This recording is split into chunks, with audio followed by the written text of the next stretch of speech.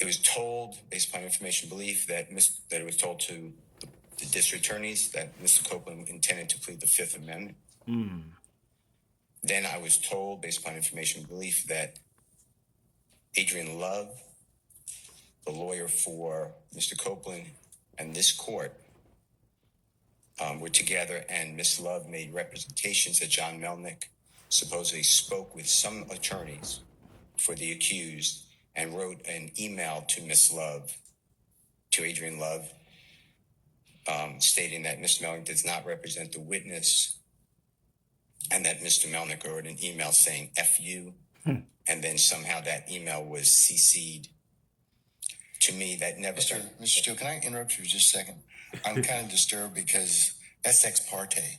Oh. All that was an ex parte conversation. Oh. How did you find out about any of that? Well, I'm disturbed too. And the reason... Well, I'm asking you a question. How did you find out about it? I'm going to answer you the question. Okay.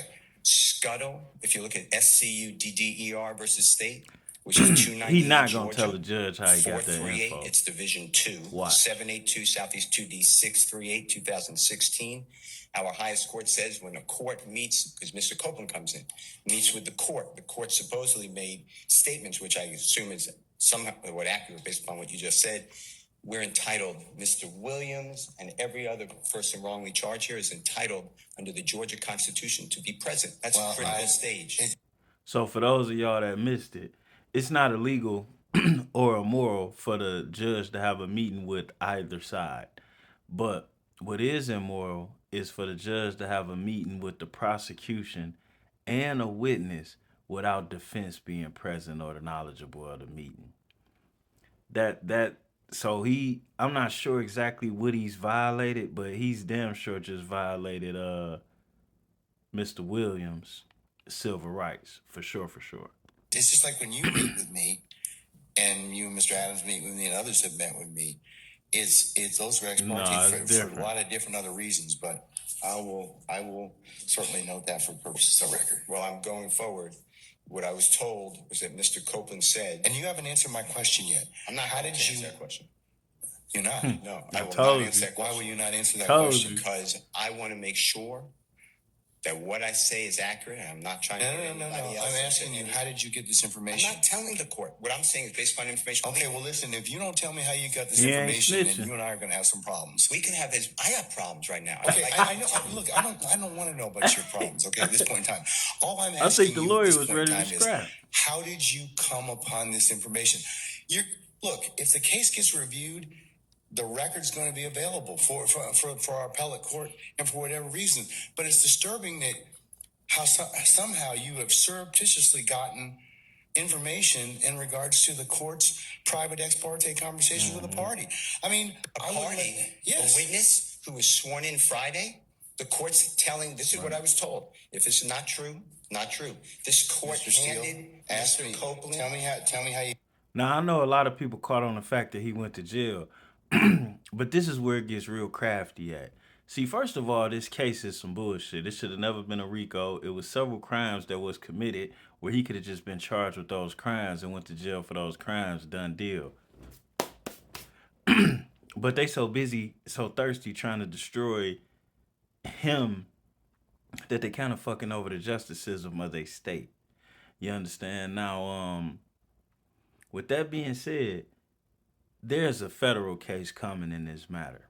And I'm pretty sure Young Thug and his lawyer know that. That's probably why Thug be so cool in court, because he already know this ain't the end all be all. And I wonder why are they doing all of this, and why no matter what violation happened, has this trial been able to continue? Because some of these things that has taken place throughout this trial would have been thrown out or dismissed or restarted, or even so much as a mistrial with the different variations of things that has taken place in this case. Excuse me. With that being said, and we know the feds are looming, they want to make sure they don't get a RICO from the feds. And the only way to guarantee not getting a RICO charge from the feds is to get all of this collusion and corruption on the record of this case, because then they can refer back to the records on this adjudicated case as a standing for the witness. Maybe this guy, they want to disprove that somebody's honest. Maybe they want to make somebody look like a bad witness. Maybe they want to make somebody look like they got off with murder just to charge this guy with a gun. So to me, the lawyer playing the long run, on top of the fact he's protecting his reputation and his future career while protecting his client. You got to give him, you got to give him a round of applause. Tell me how you got the information.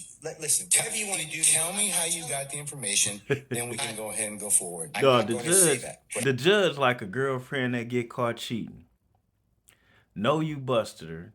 Know you know everything. But instead of admitting to it, telling you why, telling you whether it's over or not, telling you anything that matters, any pertinent information, they stuck on how you know that you caught them or how you know it happened. They want to know how you figured it out. And to be honest with you, that's unimportant. The point, what's important is I caught you with your hands in a cookie jar. So are we going to play fair from here? Are we going to excuse that there? Or let me just get this on the record for when it come back up later. But he's worse than he worse than the cheating ass girlfriend. This judge here. What I'm going to say is this.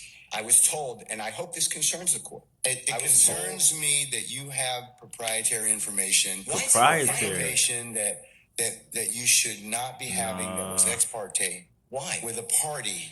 Proprietary. State of Georgia. How about the witness?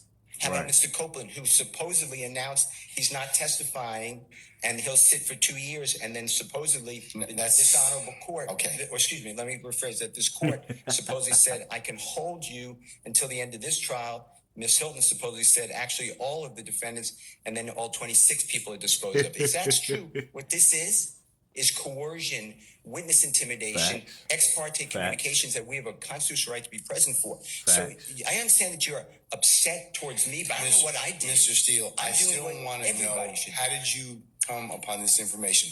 Who told you? What I want to know is, why wasn't I there? There we go. Why, sir, I'm going to hold you in contempt if you don't tell me who that. Tell me all who these this threats. information. I don't want to be held in contempt. Well, then answering that question. See, man, That's attorney-client. this was stuff get a little bit out of hand with our justice system.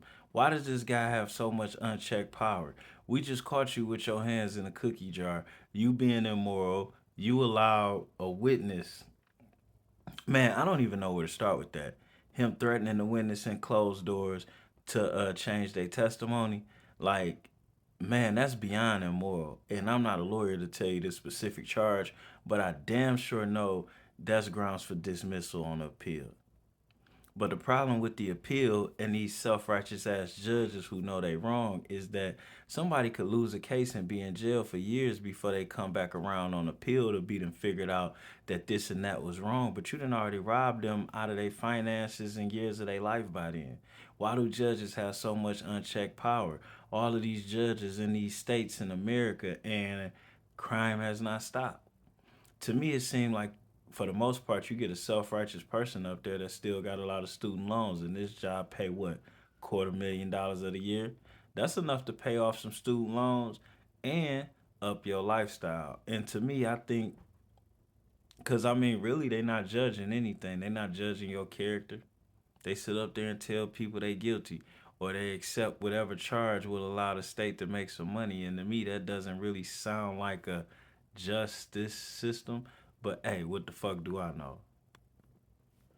You know what I'm saying? What do I know? Information. I am not attorney-client privilege. Probably Unless you why were in so my much chambers, crime. that's the only way you can figure out. I tell you what, I'm going to give you 5 minutes. If you don't Keeping tell me who it themselves is, employed. if you don't tell me who it is, I'm going to put you. I'm going to put you in contempt because that is not attorney-client privilege.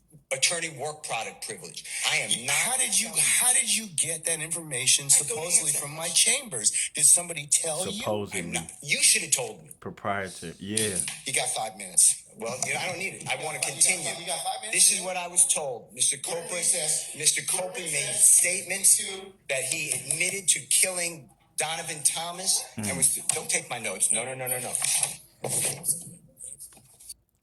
Woo! The judge, show you how upset the judge was. He didn't even bang the gavel to end the record. And then it show you how crafty the lawyer is, because by the judge not banging the gavel to show the recess or something in the direction of the court has changed, he kept talking. And you see what he went right into adding on there? Dog already admitted to killing Nut to y'all, and y'all gave him immunity. And that's on the record.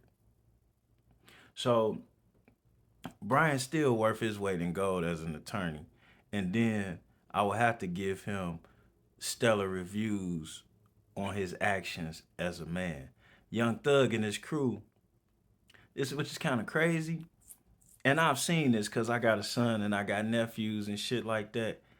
And they kind of moving like them a little bit, because my nephews and shit, they get in trouble the dumbest ways. But how they band together to get themselves out of trouble after they done all fucked themselves and fucked each other over is kind of remarkable. And you see, you got people changing their statements. You see the same folks that wasn't willing to go to jail for the charge, now they willing to go to jail for perjury. And maybe this could have been calculated, or maybe everybody grew up with each other so they all know how to move. Now they in trouble.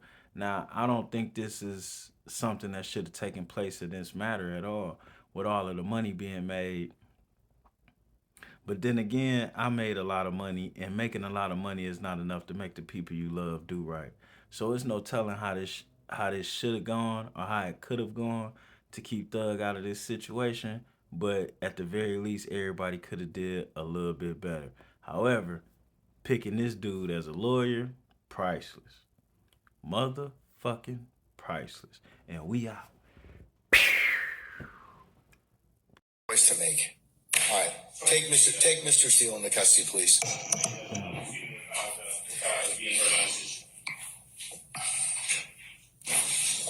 Had to throw this part in. Taking off my coat, clearing my throat.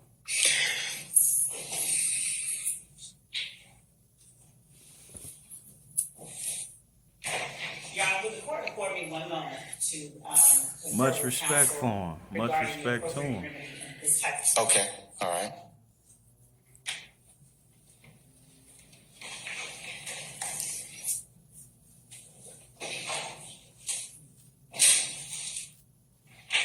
May I say one thing, Your Honor? Yes, sir, you certainly may. Watch this though. Mr. Williams does not wish to go forward without me being here. You are removing me against his will, my will. You're taking away his right to counsel. And you're conducting material parts of this trial without me present, and I can't learn about it by watching online. So for that reason, additionally, I asked for a mistrial. And I assume you denied, but I'd like you to deny our motions for mistrial. You denied the other people. I denied your motion, but I'll certainly take that under Man, he advisement, sir. going down fighting. He going down fighting. And he's setting up for the next hit. This whole time, he can't fight the whole case. He's just been poking little holes at this, poking little holes at that. But at the very least, he showed that they doing a whole lot of corruption on this case.